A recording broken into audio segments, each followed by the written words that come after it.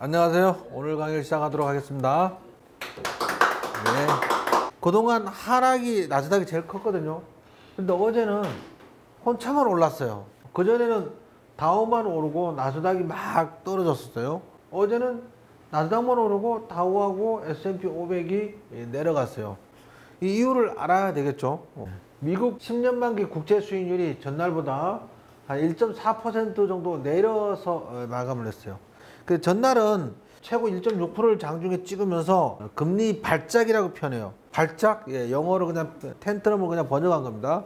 금리 발작이 일어났는데 그 이유가 뭐냐? 이거에 대해서 좀 설명을 하고 가보겠습니다. 자, 첫 번째는 이제 10년물 금리. 미국 재무성에서 발행하는 국채가 1년짜리가 있고 3년짜리가 있고 10년짜리가 있고 3년짜리가 있어요. 30년짜리는 T본드라고 해요. T는 트레저리 그래가지고 뭐 재무성이라는 뜻입니다. 10년짜리는 T노트라고 해요. 그 다음에 1년짜리는 T빌이라고 했어요. 이 금리가 올라가는 이유는 뭐예요? 백신 접종을 지금 받고 있죠. 백신 접종을 받으면 2분기만 지나면 2분기 내에 미국에서 집단 면역 체제가 이루어진다고 합니다. 집단 면역이 이루어지려면 50% 정도만 접종이 돼도 집단 면역이 이루어진다고 합니다. 집단 면역은 그겁니다. 확진자가 더 늘어나지 않고 점점 줄어드는 게 집단 면역인데, 그러면 백신을 한 50%만 맞으면 자동적으로 그렇게 된다고 합니다. 이게 이루어지니까 어때요? 경기가 좋아질 거잖아요. 이거에 대한 기대감으로 10년물 금리가 얘가 올라가겠죠. 경기가 좋아진다니까 기대감에 금리가 올라가는 겁니다. 미국에 있는 큰 자금들이 있죠. 우리가 지난번에 봤던 것처럼 뭐 ETF라든지 뭐 헤지펀드라든지 뭐 큰 자산 운용사, 모건 스탠리, 도이체방크 뭐 이런 큰 기업들 있잖아요. 그 자금들의 규모가 우리가 하는 상상을 초월해. 조 단위, 100조 단위, 막 100조 단위가 훨씬 넘어가는 펀드들이 많습니다. 이런 것들은 자산 운용을 어떻게 되어 있냐면 이런 식으로 구분합니다. 이게 주식이야. 이게 채권. 이게 부동산. 이 중에 뭐 작은 부분은 예를 들면 뭐 금 이런 것도 있겠죠. 자산을 이렇게 쪼개서 운용을 합니다. 일단 채권이 가장 많아요. 왜 그러냐면 큰 자금이다 보니까 자산 원금을 지키는 게 중요해요. 얘는 원금을 지키고 인플레이션을 커버하기 위해서 채권을 미국제 장기채를 사는 겁니다. 10년물, 30년물 미국채를 사는 거고, 미국채가 부족하면 영국에서 발행하는 채권을 또 사겠죠. 영국도 망하지 않을 거라는 확신. 그 다음에 그게 또 부족하면 EU 채권을 사야 되는데 EU 채권은 지금 마이너스 금리야. 그래서 EU 채권은 인기가 없어. 금리가 너무 낮아서. 그래서 이걸 주로 사고 이렇게 주식 비중이 딱 정해져 있는 거야. 그냥 이거는 자기들 나름대로 인간이 판단하지 않고 딱 시스템적으로 정해놨어요. 정해놨는데 금리가 올라가니까 어떻게 해야 돼? 당연히 주식시장의 비중을 좀 줄이고 채권을 사야 되는 거야. 금리가 올라가니까. 근데 이게 미국에 있는 많은 자산들이 있잖아요. 이렇게 자금들 있잖아요. 금리가 오르니까 일시에 얘들이 주식 비중을 줄이고 채권을 옮겨가야 되니까 일시에 주가가 확 빠지는 거야. 금리가 급작스럽게 올라갔으니까 지난 목요일인가요? 한 나스닥이 3% 빠지고 다른 게 한 2% 빠졌는데 그 빠진 것도 아니야. 안 내린 거야, 그거 사실은. 원래는 발작이라는 표현을 썼으면 그거보다 더 많이 폭락했어야 돼. 당연히 그러겠죠. 왜 그러냐면 이 큰 자금들이 일시에 조금씩 판다고. 다 파는 게 아니고 조금씩 비중 조절되면 조금씩 파는 건데 그게 폭락시키고도 남는다고. 그것도 일시에 팔기 때문에. 모든 게 동시에 한 방향으로 움직이면 굉장히 힘이 크죠. 그거와 같아요. 그런 일이 벌어져서 제일 먼저 팔려고 이제 뭐 먼저 팔아야 돼? 우리가 이제 큰 펀드를 가졌어. 제일 먼저 주식을 팔려면 그동안 많이 올랐던 빅테크 관련주를 먼저 팔아야 되잖아요. 수익이 많이 났으니까 걔를 먼저 팔고 그 다음에 팔아야 되는 건 뭐야? 이머징 국가 자금들이야. 이머징 국가들은 우리나라도 이머징 국가예요. 인도네시아, 베트남 뭐 이런 국가들에 있는 주식을 산 게 있잖아요. 이런 큰 자금들 입장에서는 이머징 국가는 리스크는 크고 수익성은 작아. 뉴욕 증시에 비하면 뉴욕 증시는 계속 상승만 하잖아요. 이머징 국가 증시는 박스권에도 맨날 근데 리스크는 이머징 국가가 크기 때문에 그 다음에 이머징 국가 주식을 줄이는 거야. 그래서 우리나라에 외국인 매도세가 많이 나왔던 겁니다. 서서히 올라가면 문제가 없어요. 이거 서서히 올라가면 뭐 그건 무슨 문제가 있겠어요. 근데 갑자기 급등을 하니까 비상이 걸린 거야. 비상이 걸리니까 갑자기 내려왔어요. 그래서 조정을 받아서 이렇게 된 겁니다. 이걸 이해를 하면 이 시장이 이해가 가고, 또한 무섭지도 않아. 왜 무섭지도 않냐면, 금리가 갑자기 채권금리가 올라가니까 주식시장에 하락이 나왔잖아요. 하락이 나왔는데 뭐 때문에 그랬어요? 경기 상승이 예상된다고 했잖아. 경기 상승은 시간이 지나면 주식시장이 올라갈 요인이잖아. 비율 조정 때문에 단기적으로는 하락이 나오지만 장기적으로는 경기가 좋아질 거기 때문에 주식시장이 올라갈 거니까, 이런 하락은 어떻다고요? 매수하는 하락이야. 이런 걸 이해하면 이번 하락이 두렵지 않아. 전제가 경기 상승이 전제인데 뭐가 무섭겠습니까? 그죠? 별로 무서운 건 아니었는데, 우리는 장기적으로 가져가는 미국 증시는 내버려 두면 돼요. 오히려 이런 하락에는 사면 돼. 하지만 우리나라 증시는 변동성이 더 커요. 우리나라 증시는. 왜 그러냐면 외국인이 팔면 이게 변동성이 더 크기 때문에 예상과 다른 현금 들고 딱 갖고 있다가 또 반등할 때 또 사고, 이걸 반복하는 수밖에 없어요. 그래서 요번에 우리는 갖고 있는 것 중에 수익 난 종목 대부분 다 털었어. 다. 네이버 하나 빼놓고 거의 다 털었어요. 저는 네이버까지. 그러니까 수익 난 거 그렇게 팔아먹고, 또 새로 샀는데 금리 하락을 조정해서 손절했어. 나중에 반등할 때 사면 단기간에 회복하니까 그걸 물려서 갖고 내려가면 문제가 되는 거지, 팔아버리고 밑에 다시 사면 급락장에 10% 손절한 거는 반등장에 10%는 쉽게 회복해. 쉽게. 어렵지 않게 회복할 수 있습니다. 파월이 긴축하지 않을 거야. 물가 2% 더 이상 안 오를 거야. 그리고 나는 양적 완화 정책을 더 지속할 거야. 이렇게 얘기를 하고 있어요. 얼마 동안? 최소한 2년 동안. 그러니까 지금 하락은 아무것도 아닙니다. 기자들이 기사를 쓸 때 직역을 하다 보니까 이걸 읽으면 무슨 말인지 읽어도 잘 몰라요. 1월 달에 소비자 지출이 2.4% 증가했대요. 600달러 줬는데 소비자 지출이 2.4% 증가하면 조만간에 또 1,400달러 더 줄 거야. 1,400달러 주면 얼마나 더 증가할까요? 우리 경험을 한번 생각해봐요. 4인 가구 기준으로 100만 원인가 돈을 지급을 했죠. 그 다들 뭐 어디다 썼는지 곰곰이 생각해보세요. 그거 저금하셨나요? 아닙니다. 다 소고기 사 먹었어요. 1,400달러를 추가로 더 준대. 그러면 미국 소비자 지출은 더 늘어날 거고 경기는 더 살아날 거예요. 일단 미국은 좋아집니다. 미국이 좋아지면 전 세계 경기는 저절로 좋아집니다. 왜? 지난번 우리 GDP 배웠잖아요.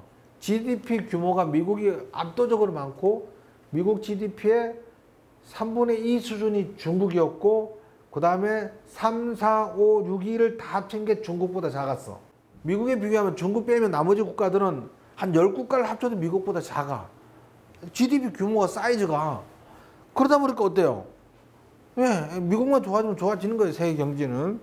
미국이 그만큼 매우 중요합니다. 자, 우리 증시 많이 내렸는데 요거 좀 더 진도 나가 보겠습니다.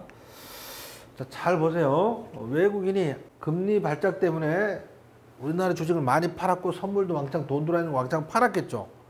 그러고 나니까 금융투자가 뭔 짓을 했어요? 선물을 대량으로 순매수하고 현물을 팔았어. 자, 요거 지난주에 배운 거 다시 복습 한번 시켜드릴게요. 선물 시장이 이렇게 있죠. 이게 현물. 선물.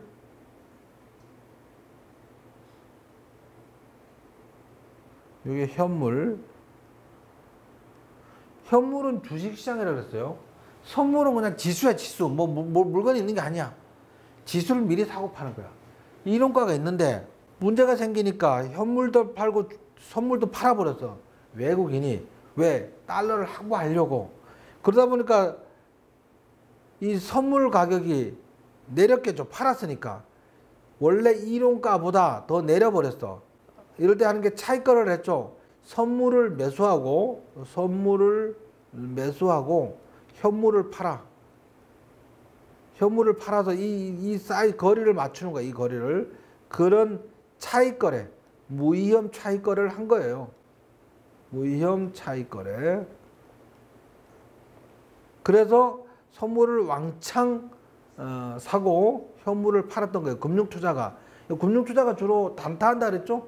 제가 오죽하면 이제 앵벌이 투자 뭐 이렇게 표현하는데 금융투자 같은 이런 거 차익거래를 한 겁니다.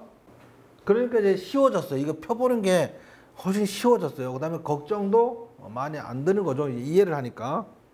자, 그래서 우리 요거 미국채 시장을 보면 이게 T본드 30년물, T본드 30년짜리고, 그래서 그 전날은 이게 11% 올라서 11.3% 엄청나게 오르다가 어제는 5.3% 내렸어요.